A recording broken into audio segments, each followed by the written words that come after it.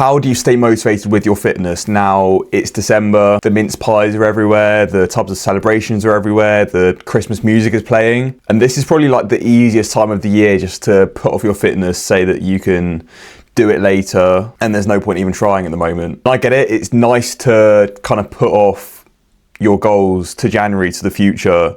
But that future where you think it's going to come around to January and you're going to be way more motivated and you're going to be able to smash it, I think for a lot of people, that is the biggest thing that holds them back, that you think that January is going to come around, you're going to be a completely different person. And most of the time it just doesn't happen. You'll know if you told yourself in the past that you're going to start in January and it gets to March and like, what happened? So today I want to go into motivation, how you stay consistent, because motivation doesn't really exist. And before we start, look, I know I'm young, I don't have tons of life experience, but I've read a lot of books on the topic, and from working with a lot of women around motivation and trying to like make plans that fit into people's lifestyles, I think I know a thing or two. So yeah, today I want to go into that. So the first thing that I want to go into is talking about how motivation is probably the most unreliable thing when it comes to your fitness. You might see the people who are like in the position that you want to be in with your fitness, they're way fitter, they're in the gym all the time, they're always on track with their eating, and you think that they're probably like, they must be so motivated. And motivation, like, it's great when it's there. Like, some of the time it is there. You're motivated to show up. When it gets to a Monday morning and it's a fresh week, fresh start, and you're ready to go, you're fired up, and it's nice to have that feeling. But it's unreliable at the best of times, and especially this time of year, it feels like it's non-existent. Where consistency comes from, which is what I like to talk about with my clients, is that consistency comes more from systems, whereas motivation is more of an emotion, and like emotions, like, you'll know that they come and go. They're never consistent. And basically, instead of waiting to feel like it, instead of waiting for that motivation, it's about making your plan so simple that you can do it even when you don't want to. So the big problem in December is that all or nothing mindset. It's that thinking that you can just start again in January. You have like one Christmas meal, or you have a bad night of eating on the like tub of celebrations, and you think you might as well just write off the whole month. But right now, you don't need to worry about being perfect. Your eating might go off a little bit more than it usually would. You might be snacking that little bit more on the chocolates, you might be having more desserts or more of the foods that you shouldn't have, but you don't need to be perfect. You can still, like, 100%, like I'll always talk about, like, you can still make progress, and you don't need to be 100% on it. And what I've been trying to say to clients is that, like, even if your normal routine is a like 7 or 8 out of 10, let's say December and the Christmas period is a 5 out of 10, you can still make progress on that. Granted, it might be a little bit slower, you might make less of it, but just doing what you can now to like half stay on track is going to make your January a whole lot easier when you're already like partly in that routine, rather than doing nothing now, writing it off, and then expecting to go from 0 to 100 when January the 1st hits and the gyms are packed and everyone's trying to cut down their calories massively and do all the like crazy fad diets, most of it just doesn't last. A good rule for this month, kind of like across the rest of December, is thinking of having like a minimum standard instead of having a perfect plan. And that might be, instead of, like, say you'd usually do 4 workouts a week, say you're busier, you might have kids off, whatever.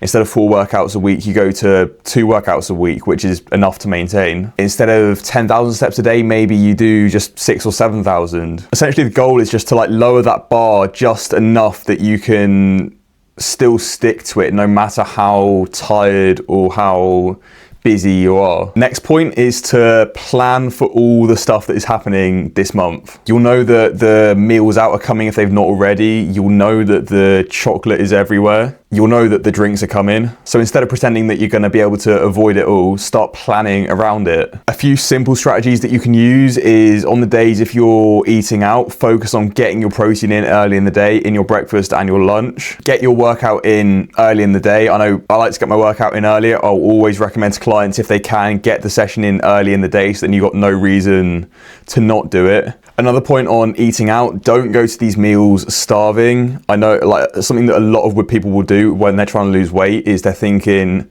they've got a meal out in the evening, so like during the day they can't eat anything because obviously your calories are going to go up. But still eat on those days when you're when you're eating out, don't go to these meals starving, because that's when you're way more likely to go for the highest calorie option. You're going to go for the dessert and the drinks, and that is going to push you over more than you would if you just ate normally through the day and just have like a more normal type of meal, still with your treat, but going into that meal not being starving will help you not to go off the rails. And then final thing related to the all or nothing mindset, even let's say you go out for a meal, you overdo it, you overindulge on the desserts, the drinks, which are like usually the main things, or you go for the like less than ideal main that's higher in calories. That one meal, it's never going to ruin your progress. It's always your response to the food that pushes you off more than that one meal itself. So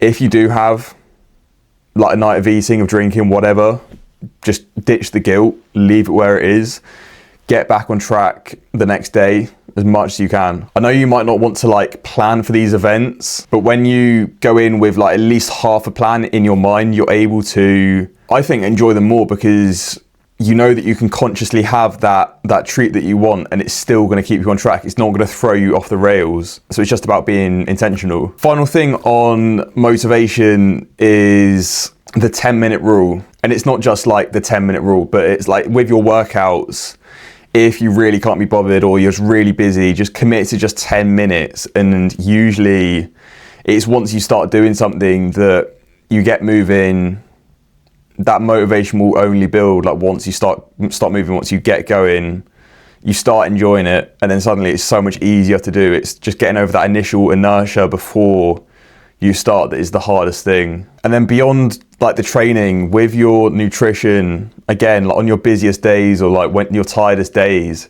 just find like the one or two little small things that you can do to just half keep you on track. Again, it's not about being perfect, it's just about doing what you can to sort of make your plan work, to just consciously keep yourself on track. Now for the 3 things that matter most across this month.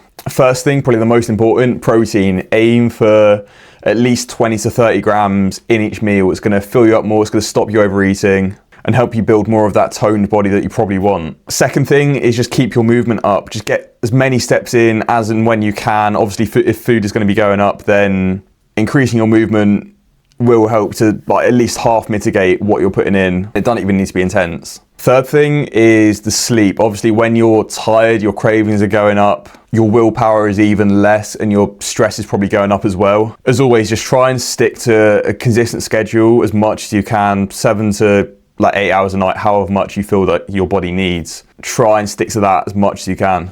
So to wrap up, December isn't about massive fat loss, but it's also not about ditching everything and waiting until January to start again. It's just about staying in control enough that you don't completely ruin all of the progress that you've made. And it's about keeping yourself in that routine that you'll then be able to sustain through January, compared to the people that try and go from 0 to 100 in January and then fall off by like February. If you can just stay at like a 5 or 6 out of 10 for the next 2-3 weeks, then your January will be completely different to everyone else who goes for all or nothing. If you want some more help on this, how you can keep yourself on track for the rest of the month, and then what to do in the new year to build that consistent routine, drop the 5 to 10 kilos that you want to lose, and start feeling stronger and more toned. You may have seen, but I'm running a free virtual workshop on Wednesday the 17th, so a few days after this video is going out. In that, a lot of it will be kind of going deeper into what I've been into in this video today, about how to stay consistent, how you can stay in control with food without falling completely off track, how you can train even when you're busy, and then exactly what to do to build that consistent routine in January without feeling overwhelmed.